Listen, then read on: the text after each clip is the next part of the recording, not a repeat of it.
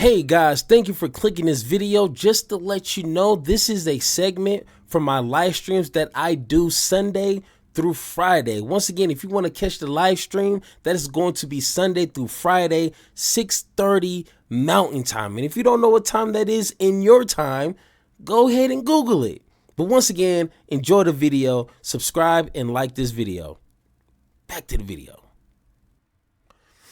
All right, so once again, when it comes to someone like Mehdi Hasan, someone, at least on my list, that is someone that speaks the truth, even when it's not popular, even when it's an inconvenience to people.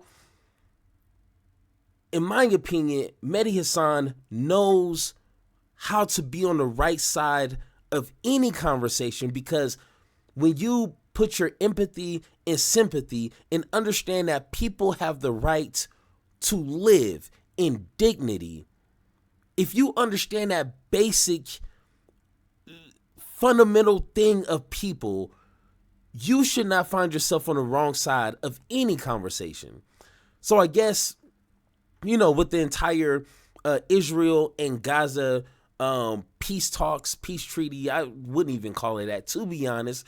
But we already know, and you shouldn't have any doubts, whatever the outcome is going to be, which I'm already hearing that Israel is still complaining like that there's Hamas, so they're going to continue it's just so much.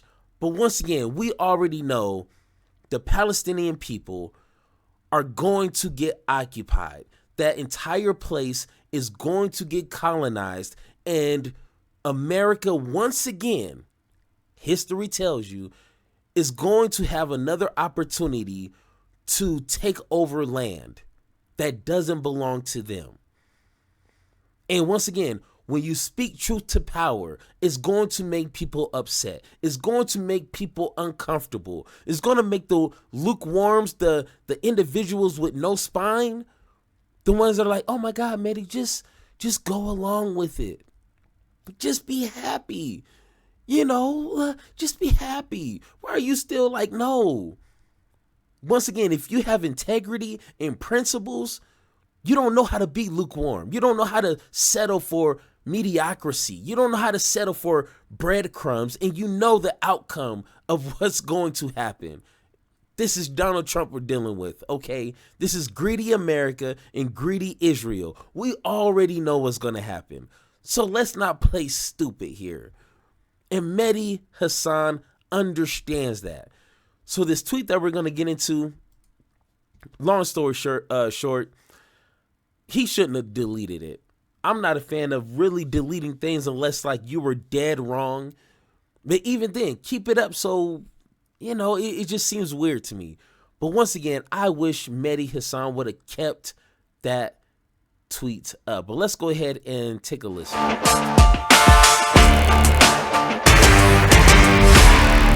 Journalist and writer Mehdi Hasan sparking controversy for his comparison of the reactions to the war in Gaza to those of the Holocaust. In a now deleted post on X, Hasan wrote, "One of the ways in which the Gaza genocide is worse than a lot of previous genocides, Rwanda, even the Holocaust, is that you didn't have Hutus or Nazis mocking the genocide after it was over. They were shunned, de-radicalized, and prosecuted." Some people felt that Hasan's tweet was downplaying the significance of the Holocaust. Free Press writer Eli Lake says equating the Shoah to Israel's defensive war against Hamas is something only an anti-Semitic scumbag would do. Hasan responded to Lake saying, "I didn't equate it. I said there was an aspect to it. Ghouls like you mocking the victims. That's worse. I don't defend any genocides, whether Nazi, Hutu, or Israeli. You defend a genocide which makes you the ultimate scumbag is what he said, and history will remember you as a Riefenstahl." That's a reference to Leni Riefenstahl, a German filmmaker who made Nazi propaganda films in the 1930s. Now, after receiving more backlash, Hasan eventually deleted his initial post. He clarified his argument in another post, saying in part, quote, "I was trying to clumsily make the point that Holocaust deniers are rightly condemned and ostracized in the West, while Gaza genocide deniers remain leading members of our political and media establishments." Once again, hey, come on. guys, hey, he is not wrong though. He is not wrong. Why are we sitting here pretending as if he's wrong? And once again, for anyone to read something like this, their first reaction is, you're anti-Semitic. Oh, you're saying the Holocaust wasn't real. Oh, you're saying Israel doesn't have the right to exist. Oh my God, you're anti-Semitic. You hate all Jews around the world. Like, I'm sorry.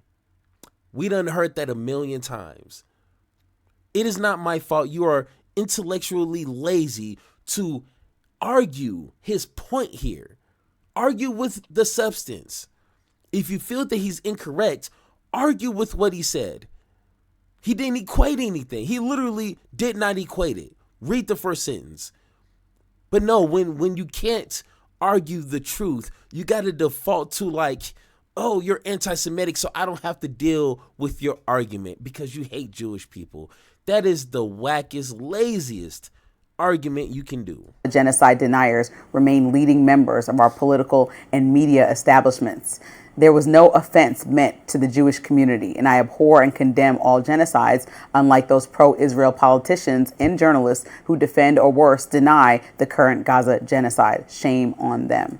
Yeah, it was a bad tweet, and he was right to delete it. I understand what he's trying to say, which is a point I don't agree with, but he was trying to say that he's trying to draw some comparison and say, well, at least after the Holocaust, the Germans were shamed out, or the Nazis were prosecuted and shamed and blah, blah, blah. And now in his view, the perpetrators of this genocide against Gaza are the Israeli government and nothing's going to happen to them. I have been pretty vocal in my criticism. But once again, argue with that. Is that not what is happening here? Is that not what is happening here? Donald Trump, who is complicit in this genocide, along with Joe Biden and the Democrats.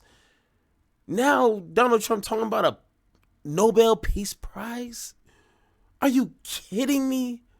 What are we doing here? But no, you see how he tried to misframe what Mehdi Hasan said, but said it correctly. And just want to gloss over that and not handle the substance, which you can't, because it's obvious. But okay, got you. Criticism of what the Israeli government has done. I think whether you classify it as a genocide or not is a bit beside the point. I would not classify it that way. They were launching a war against a terrorist group. Now, I think far, far, far too many innocent people died in the prosecution of this war against Hamas. I think that elements of the government have in their lack of concern for civilian life have certainly made it seem as if their goal was to wipe out all living people in Palestine. It was very... No, it wasn't no seem. Once again, they're on a record for the past 10 years. That's how far I look back. Once again, it's probably even further. They've always been talking about taking over Gaza, killing, abolishing the Palestinian people. Like it's always been in their rhetoric. It's not like Israel in Gaza has been living in peace and harmony. No. History matters. So to sit here and try to whitewash this entire history by like, oh my God, like Hamas just like decided to attack Israel, like, and Israel accidentally killed too many people. No, come on. That works for idiots, not folks over here. Very bad. It's kind of beyond the point how you classify it. You should not, and there's just no need to start going, it's worse than the Holocaust, or it's worse in this. The Holocaust was the deliberate elimination of the Jewish people, 6 million of whom perished in camps, in death camps. There is no comparison to that. Other things can be very bad without being that bad, but it doesn't matter. Bad things are bad, and we don't need to say, this is worse, this is worse. The Holocaust was horrible, and it's the evil of it, the evil that motivated it, should not be understated by anyone. And also, it is wrong to kill civilians, to starve civilians, to bomb and to level a strip just because there's a terrorist group there. So that point did not come across in the tweet, and he was right to delete it. Hey, if I haven't made my point clear, I just want to do it now. This guy's an idiot. Point and simple. And not the idiot of like, he just doesn't know anything. He's an idiot in the terms of he's being disingenuous. And he doesn't have to. You can still be a Republican and believe in whatever you want to believe, but you can concede to a point when there's no point of defending something. You don't have to be that loyal to a party or a position to where you have to be disingenuous in a conversation. Easy. But of course, that's why I hate politics, because nobody seems, I don't want to say nobody, but majority of people in his position feel like they can't do that. He can be like, you know what? I understand what Mehdi was trying to say. He probably said it in a distasteful way, but I understand the logic behind it, and I agree with it. Boom, that's simple. You're not endorsing Mehdi Hasan. You're not turning into a progressive or going against Trump. No, you're just saying, hey, I understand that single point right there, but can't do it, which is ridiculous. In my view. I agree. I think, and Mehdi Hasan is motivated in a little bit of a different way than most other people, because what seems to be the writing on the wall is that he left his job at MSNBC because he felt a little bit silenced, and in particular in relation to this story and how to report on the Israel-Hamas conflict. Now, like you said, this started with a terror attack. 1,200 people were killed, and there was an actual and afforded right to respond and retaliate when somebody attacks your country or another part of the world attacks your country. But I think that when people started to watch this play out over 2 years and saw, so let's go ahead and rewind, because once again, I don't want to say she missed the point, but she missed the point. Let's rewind that. In relation to this than most other people, because what seems to be the writing on the wall is that he left his job at MSNBC because he felt a little bit silenced, and in particular in relation to this story and how to report on the Israel-Hamas conflict. Now, like you said, this started with a terror attack. 1,200 people were killed, and there was... Wrong. Hey, stop. Flag on the play. Stop the play. Stop right there. It did not start on October 7th. Once again, I know it might be lengthy to always try to add context to when you're having this discussion, but you need to, because now you're making it seem like just out of nowhere, once again, Hamas that just like somehow came to power decided to attack Israel because they just hate Jewish people. No, I'm sorry. History, all this didn't start on October 7th. But okay, once again, like you can, like we learned the other day, you can be beaten down by propaganda so much that you start to adapt their talking points on accident. You may not even realize it. I don't even know if she realizes that she just said exactly what they're all saying. Hey, this horrific attack, all this started on October 7th. Everything was peace and calm before October 7th. Damn Hamas. Like, okay, come on. Let's do better. An actual and afforded right to respond and retaliate when somebody attacks your country or another part of the world attacks your country. But I think that when people started to watch this play out over 2 years and saw 67,000 people that were mostly civilians, some women and children killed, that were innocent, and hospitals get bombed, and all because, yes, Hamas did have tunnels underneath some of these places, but in some instances they didn't. Well, reporting that was able to access those areas didn't find these claims to be true. Right. So we were just going off of the word of Benjamin Netanyahu, and so it became to the point that the UN started calling it a genocide. And so I think now that we're peeling back the layers on all of this, a lot of the conversation has been about these hostages returning home, which is beautiful to see when you watch everybody reunite with their families, and also the sadness of the people that have hostages that are returning home deceased. Mm-hmm. And then on the other side of that page, and then the same conversation should be the rubble and destruction that Palestinian people are going home to, and the lack of acknowledgement that innocent people were deeply affected. 67,000 of them and their families that cared about them were deeply affected by what the UN describes as a genocide. And so what do we do here and have them consider it in the conversation? And that's what Mehdi Hasan was trying to point out there. that was just a small glimpse of what he was trying to say. It's like, hey, this was a horrific history for the Palestinian people, and it's not going to be no happy ending.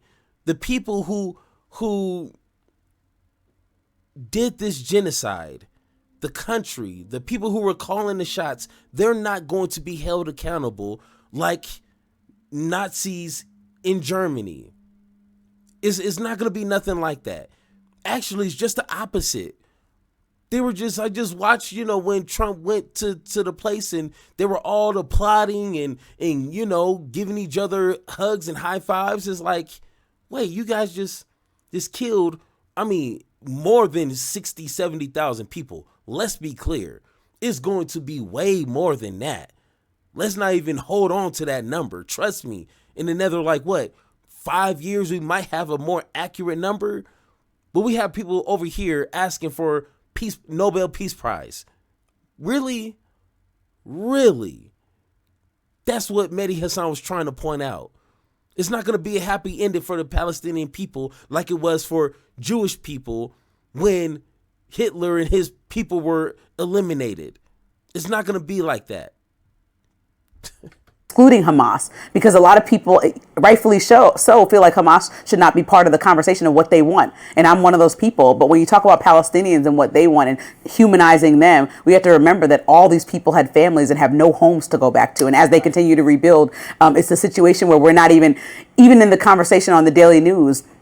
There's a lot of conversation about, wow, this is a beautiful day and why Trump should win the Nobel Peace Prize and because he brought these hostages home. And that's also good, but they're also needs to be consideration for Palestinian people and how they reckon with this horrific tragedy for the people that weren't involved in any terrorism, that were just civilians, that lives got completely sabotaged and destroyed. And I think Mehdi Hasan, like many people, probably feel very personal about that because he doesn't want them to get excluded from the conversation, which you see, they're not mostly the headlines in this case. It's mostly just about the one side of it. But there are innocent people that hopefully the world will come together to help rebuild. Well, and hey, Robbie, is that his name? Hey, Robbie, don't care what you got to say.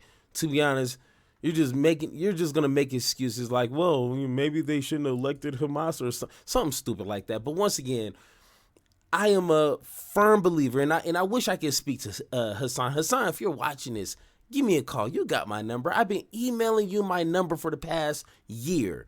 Every single day. I know you done got over 366 emails, okay? Hit me up.